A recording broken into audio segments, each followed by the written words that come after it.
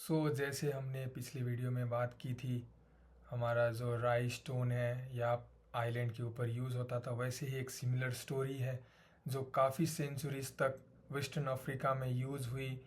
Glass beads, जिसको agree beads करके भी नाम जानते हैं हम लोग, तो उस चीज़ को एज अ मनी यूज़ किया जाता था। वेस्टर्न अफ्रीका में लोग उसका ट्रांजेक्शन यूज़ करते थे। वो छोटे छोटे पत्थर जो हमने अक्सर अपने नेकलेसेस में देखे होंगे, वो बढ़िया से वो ब्रासलेट, नेकलेस, चेन, जो भी चाहे वो एक ज्वेलरी के रूप में वो बन जाता था। और वेस्टर्न अफ्रीका में उसको एज अ मनी यूज़ किया जाता था। और उसका स्टॉक टू फ्लो रेशियो भी था, वो एकदम हाई था। क्योंकि जो ग्लास मेकिंग टेक्नोलॉजी थी, जो उसका प्रोडक्शन लेवल था, वो काफ़ी ही हाईली एक्सपेंसिव था। वहाँ पे लोग उस चीज़ को बनाने के लिए बहुत ही परिश्रम करते थे सो दैट कि वो बन जाए।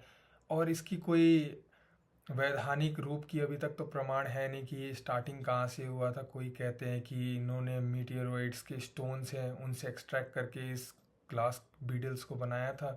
और कोई कहते हैं कि इजिप्शियन ट्रेडर्स ने इनको पास ऑन किया था। लेकिन जो पता है वो ये है कि वहाँ पे जो ग्लास मेकिंग टेक्नोलॉजी थी वो काफ़ी ज़्यादा एक्सपेंसिव, काफ़ी ज़्यादा टाइम टेकिंग थी, जिसके वजह से उसका स्टॉक टू फ्लो रेशियो एकदम हाई था। क्योंकि वो नया जो प्रोडक्शन था वो एकदम लो था, जो भी नया सप्लाई आता था। इसी की वजह से जो उसका स्टोर ऑफ वैल्यू था, जो सेलेबिलिटी अक्रॉस टाइम है, वो मेंटेन रहता था। वो अपने वैल्यू को, अपने परचेजिंग पावर को होल्ड कर रहा था। और साथ ही साथ छोटे छोटे पत्थर होने के वजह से, छोटे छोटे पत्थरों के वजह से वो उसका जो जो हम स्केल वाली बातें करते हैं ना कि सेलेबिलिटी अक्रॉस स्केल, तो वो आराम से वो स्केल स्केल के रूप में, क्योंकि वो छोटे छोटे पत्थर हैं, तो आराम से नेकलेस, ब्रेसलेट्स और चेन, जो भी ज्वेलरी है या सिंगल पत्थर, वो आराम से यूज़ कर सकते थे। और साथ ही साथ सेलेबिलिटी अक्रॉस स्पेस वाली बात कि आराम से छोटे छोटे पत्थर है, ज़्यादा भारी है नहीं, हल्के हैं, तो आराम से उसको लेके जा रहे थे, कोई दिक्कत की बात थी नहीं। तो ये मीडियम ऑफ एक्सचेंज के रूप में भी यूज़ हो रहा था आराम से। और यूनिट ऑफ अकाउंट्स में थोड़ी सी दिक्कत आ रही थी, क्योंकि जो साइज़ है, जो पत्थरों का साइज़ है, वो सबका यूनिफॉर्म नहीं हो पा रहा था।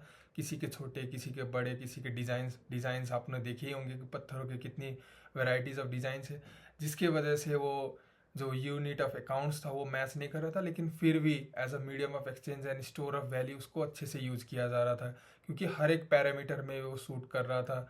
कि मीडियम ऑफ एक्सचेंज के लिए वो सारी चीज़ें फॉलो कर रहा था कि जी स्केल में भी किया जा सकता है, टाइम फ्रेम, क्योंकि ग्लास के बीड्स हैं, ग्लास के पत्थर हैं, तो आराम से वो डिस्ट्रॉय, वो रोड तो होने वाला नहीं है, सड़ने का गड़ने वाला तो है नहीं। तो टाइम फ्रेम में भी जा रहा था और सारी चीज़ें बढ़िया चल रही थी। लेकिन उसी के कॉन्ट्रास्ट में उधर यूरोप में, जिसकी टेक्नोलॉजी, जो ग्लास मेकिंग की टेक्नोलॉजी थी, वो काफ़ी सस्ती, काफ़ी इजी है, और वहाँ पे उसकी मॉनिटरी रोल कुछ थी ही नहीं। जैसे कि वो नॉर्मल कोई पत्थर हो या कोई ज़्यादा उसकी कीमत थी ही नहीं, मॉनिटरी रोल। यूरोप में उसकी मैन्युफैक्चरिंग, जो ग्लास मेकिंग टेक्नोलॉजी थी, वो काफ़ी हाई थी। तो 16th सेंचुरी की बात है, जब जो यूरोप के जो ट्रेडर्स थे, एक्सप्लोरर्स थे, जब उन्होंने अफ्रीका को डिस्कवर किया और देखा कि अरे वाह, यहाँ पे अफ्रीका में कितने प्रीशियस चीज़ें हैं जो हमें चाहिए।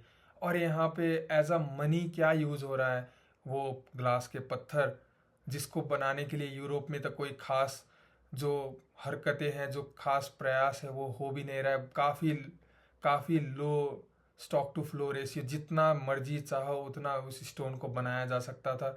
तो वो कोई दिक्कत थी नहीं। तो 16th सेंचुरी के टाइम पे वो European explorers, traders Africa, western Africa में आए, और स्लोली स्लोली, ग्रेजुअली ग्रेजुअली उन लोगों ने वहाँ पे उस बीडल्स को डंप किया।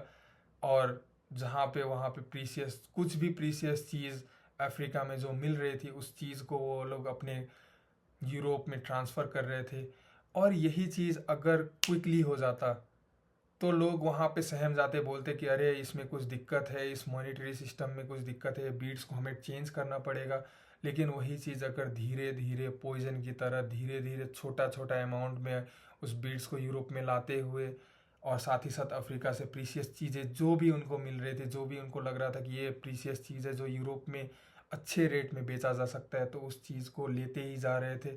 जिसके वजह से वहाँ के लोग, जिन्होंने उसको बीड्स के रूप में उसको होल्ड किया था। उनका वेल्थ जो है, जिन्होंने वो मीडियम ऑफ एक्सचेंज सस्ते दामों में, सस्ते वैल्यू में प्रोक्योर किया था, उनके हाथों में वो ट्रांसफ़र होता गया। और इसी तरह से जो बीड्स का जो मॉनेटरी रोल है वो धीरे धीरे कोलैप्स हुआ। और उसी बीड्स को हम देखते हैं कि यूरोप में जो स्लेवरी ट्रेडिंग थी, जो गले में हम लोग देखते हैं ना पिक्चर्स में भी, कि जो अफ्रीका के जो भी स्लेव्स थे उनके गले में एक छोटा सा नेकलेस रहता था, वो स्लेवरी का एक प्रतीक हो गया, जिसको एक समय में मॉनेटरी वैल्यू, एक मॉनेटरी सिस्टम का रोल यूज़ किया जाता था। बड़े ही आराम से लोग चीज़ों को कर रहे थे और उस चीज़ को डिस्ट्रॉय कर दिया। क्या, बस एक टेक्नोलॉजी आई, लोगों की बुद्धि ने काम किया और धीरे धीरे वहाँ के पूरे वेल्थ को, वहाँ के पूरे रिसोर्सेस को वहाँ से गायब करके यूरोप में ले दिया। और इसी वजह से यूरोप इतना